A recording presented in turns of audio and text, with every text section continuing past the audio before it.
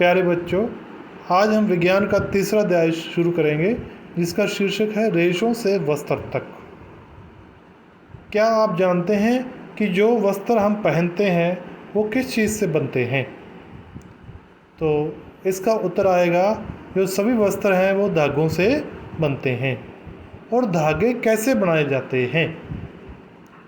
जो धागे होते हैं ये विभिन्न रेशों से बनाए जाते हैं। रेशे हमें कहाँ से प्राप्त होते हैं? जो रेशे होते हैं वो हमें विभिन्न पौधों और जंतुओं से प्राप्त होते हैं। पौधों से प्राप्त होने वाले कुछ रेशे हैं जैसे नरमा, कपास। इसी प्रकार जंतुओं से प्राप्त होने वाले रेशे हैं ऊन, रेशम आदि। पौधों से प्राप्त होने वाले रेशों को पादप रेशे कहते हैं। इसी प्रकार जंतुओं से प्राप्त होने वाले रेशों को जांतव रेशा कहते हैं। जैसे ऊन भेड़ और बकरी के जो मुलायम बाल होते हैं उनसे प्राप्त होती है। तो ऊन एक जांतव रेशा है। इसी प्रकार रेशम जो होता है वो रेशम कीट के कोकून से प्राप्त होता है। तो रेशम भी एक जांतव रेशा है।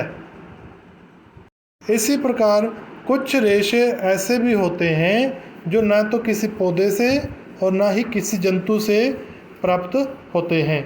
उन्हें हम कृत्रिम रेशम कहते हैं, जैसे पॉलिएस्टर, नायलॉन। ये कुछ कृत्रिम रेशे के उदाहरण हैं। इन रेशों से कपड़े किस प्रकार बनाए जाते हैं, इस पाठ में हम इन सभी के बारे में जानेंगे। जांतव रेशे, ऊन और रेशम। सबसे पहले हम ऊन के बारे में जानते हैं। ऊन जो होती है यह भेड़, बकरी, याक और कुछ अन्य जंतु जैसे लामा, अल्पेका, ये कुछ जंतु हैं। इनके शरीर के ऊपर जो वाल होते हैं वो बहुत ही नरम मुलायम होते हैं। इन वालों से ऊन प्राप्त होती है। ऊनी कपड़े जो सर्दियों में पहनने वाले के योग्य होते हैं। इनके बीच बहुत अधिक मात्रा में वायु भर जाती है, जिसके कारण, और वायु है जो ऊष्मा की कुचालक होती है, जिसके कारण ये हमारे शरीर की ऊष्मा को बाहर नहीं निकलने देती। और इन यानी ऊन से बने कपड़े जो होते हैं हमारे शरीर को गर्म रखते हैं। और जंतुओं भी अत्यधिक सर्दी में भी जंतु आसानी से रह सकते हैं, क्योंकि जो ऊन के शरीर के ऊपर जो ऊन होती है वो उनके शरीर को गर्म रखती है। ऊन प्रदान करने वाले जंतु। यहाँ पर कुछ जंतुओं के चित्र दिए गए हैं जिनसे ऊन प्राप्त होती है। ये याक है। इसके शरीर के ऊपर, पूरी बॉडी के ऊपर लगभग बहुत मुलायम बाल होते हैं। तो ये तिब्बत और लद्दाख में पाए जाते हैं। इसी प्रकार ये अंगोरा बकरी है। तो अंगोरा बकरी के ये पहाड़ी बकरी भी कहते हैं। तो ये कश्मीरी बकरी है। इसके बाल भी बहुत मुलायम होते हैं।